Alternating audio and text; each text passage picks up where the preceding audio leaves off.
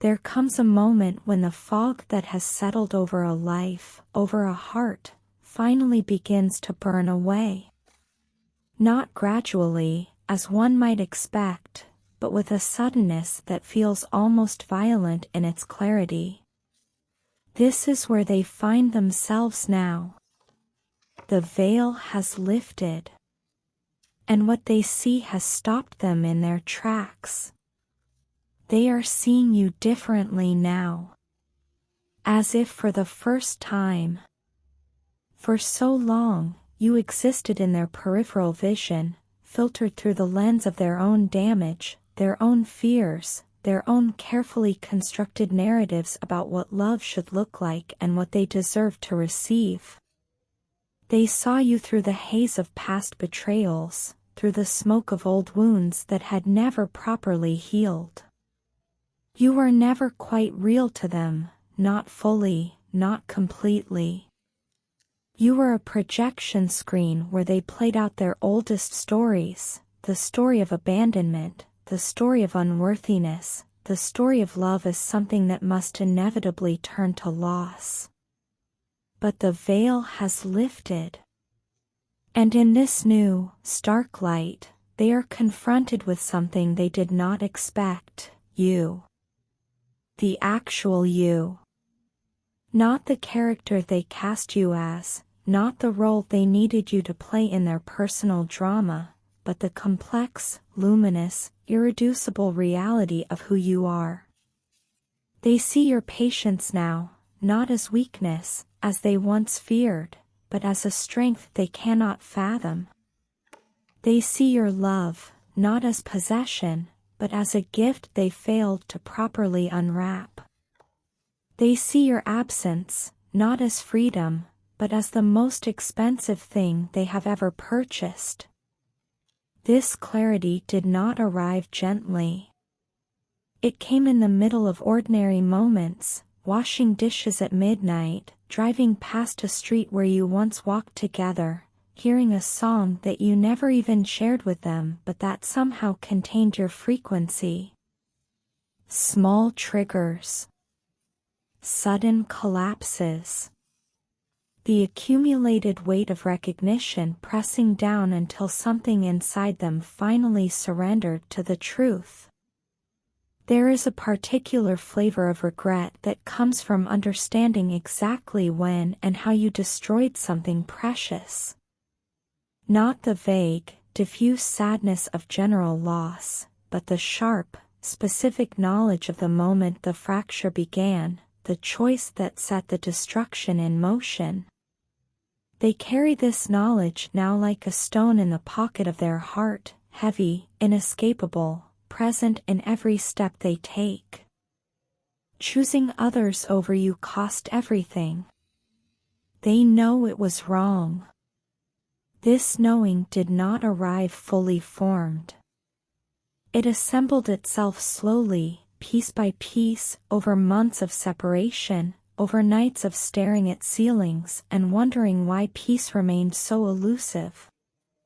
At first, they told themselves the right stories, that they needed space, that you were too much or not enough, that the timing was wrong, that the circumstances were impossible. These stories served their purpose. They allowed movement away from you, allowed the turning of pages, allowed the pretense of forward motion. But stories, however well constructed, cannot survive contact with the truth indefinitely. The truth was this: in moments that mattered, when the choice was between your heart and their comfort, between your need and their convenience, between the difficult work of presence and the easy escape of absence, they chose wrong. Not once, but as a pattern. Not dramatically, but in the small betrayals that accumulate like sediment, like rust, like the slow decay that precedes collapse. They chose the friends who asked nothing of them. They chose the distractions that demanded no growth.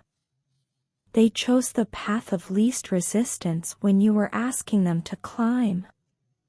And in choosing, they lost. The cost was not immediately apparent. For a time, they could believe that freedom felt like relief, that absence felt like space to breathe. But freedom without you began to feel like exile. Space became vacuum. The others they chose, these convenient alternatives, these less demanding connections, began to show their true colors, their true limitations. They were pale imitations, cardboard cutouts, shadows on the wall of the cave. They did not challenge. They did not transform. They did not see. You saw. You always saw. And they ran from being seen because being seen meant being known, and being known meant being vulnerable, and vulnerability had always ended, in their experience, with a knife between the ribs. But the cost. The cost. They understand it now with a clarity that wakes them at 3 in the morning. They traded the real for the convenient, the eternal for the immediate. The person who saw their soul for people who saw only their surface. And in that trading, they lost the only thing that had ever made them feel truly alive. This is the biggest mistake. Not a single error, but a pattern of errors. A constellation of cowardice. And they know it. They know it with a certainty that has replaced whatever confidence they once had in their own judgment. Separation is a mirror that shows us what we become when no one is looking, when no one is reflecting our better selves back to us, when we are left alone with the raw material of who we are without the alchemy of love to transform it. This mirror has been held up to them. They have looked. They have not liked what they found. Separation showed them who they were. They did not like it. In the absence of your light, they discovered their own darkness. Not the dramatic darkness of villains and monsters, but the ordinary, grinding darkness of smallness, of pettiness, of spiritual laziness. Without you to inspire their elevation, they sank. Without you to believe in their potential, they stopped believing themselves. Without you to witness their becoming, they stopped becoming. They discovered that much of their strength had been borrowed from your faith in them, from your reflection of their possibilities, from the way you looked at them as if they were already the person they hoped to become. Without that reflection, they deflated. They became smaller, meaner, more frightened versions of themselves. The person who walked away from you was not the person who could survive without you. That person was a construction, a performance, a house of cards that collapsed the moment the wind changed. The self that emerged in your absence was not the liberated self they had imagined. It was the reduced self. The self that settled. The self that chose easy over true, comfortable over meaningful, familiar over possible. They watched themselves make choices that the person standing beside you would never have made. They heard themselves speak words that the person you loved would never have spoken. They felt themselves shrinking, contracting, growing hard in all the places you had helped them soften. This was the true horror of the mirror, not that they had lost you, but that without you, they became someone they could not respect. The work of self-reflection is brutal because it offers no exit ramps, no convenient narratives, no ways to distribute blame. They had to sit with the fact that they had failed, not just you, but themselves. Failed to be the person they had promised themselves they would become. Failed to live up to the standard you had set simply by existing, simply by loving them as you did. Failed to metabolize your gift into permanent transformation, instead letting it become temporary intoxication, a high that faded and left them lower than before. They did not like who they were without you. This is the foundation upon which all else is built. Not romantic longing, not nostalgic idealization, but the stark, unflinching recognition that you had been essential to their best self, and that in losing you, they had lost that self as well. We all wear masks.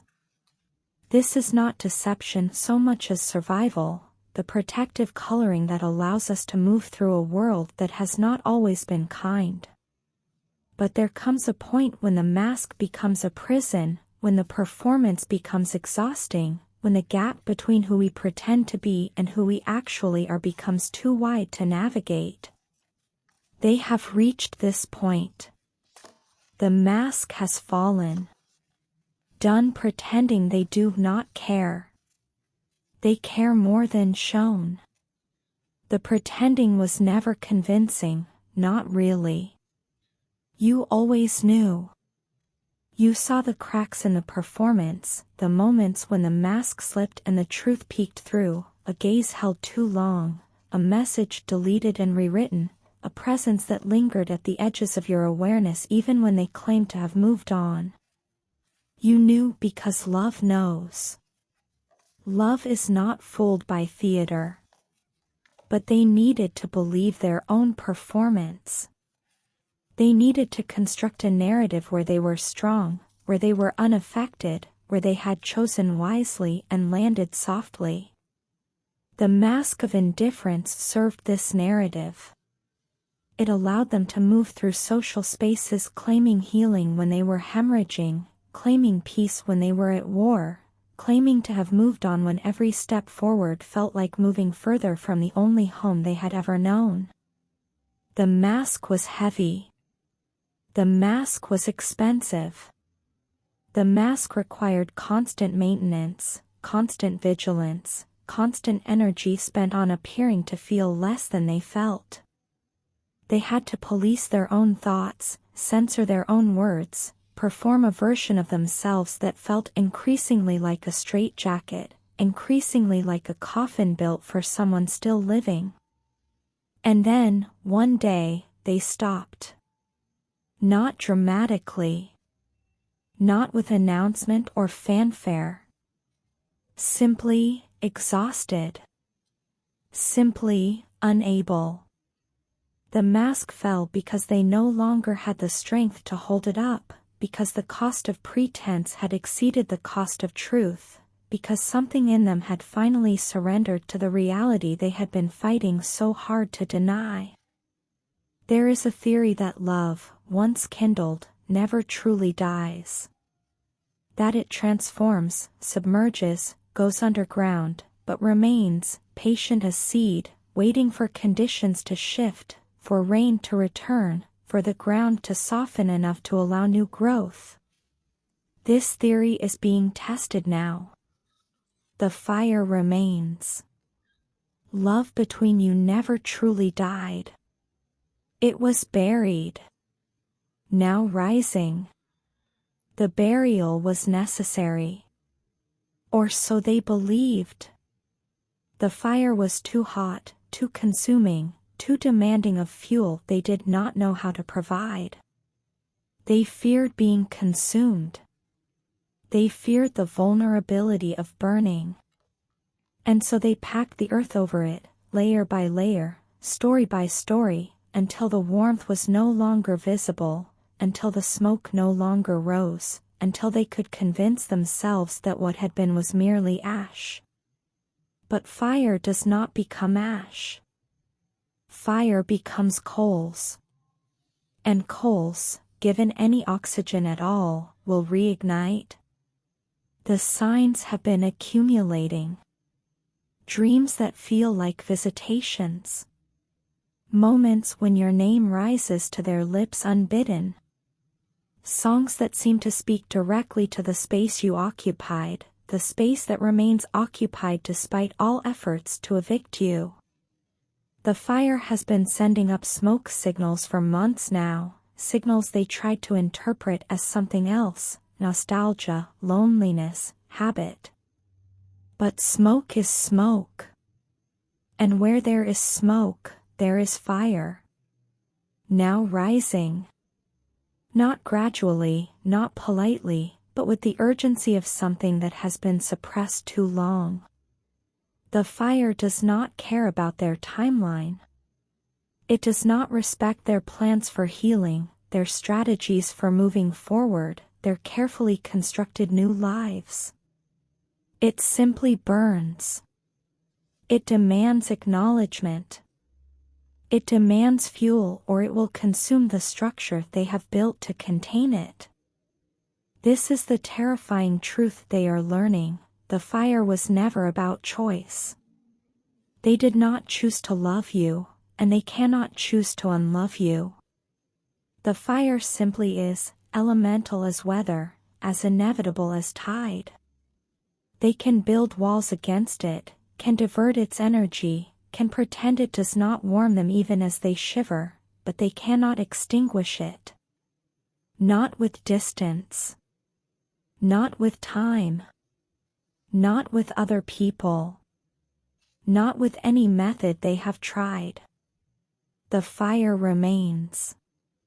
And now, rising, it asks a question they are not sure they know how to answer. What will they do with a love that refuses to die?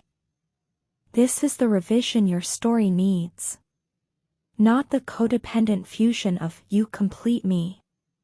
Not the anxious attachment of, I cannot live without you.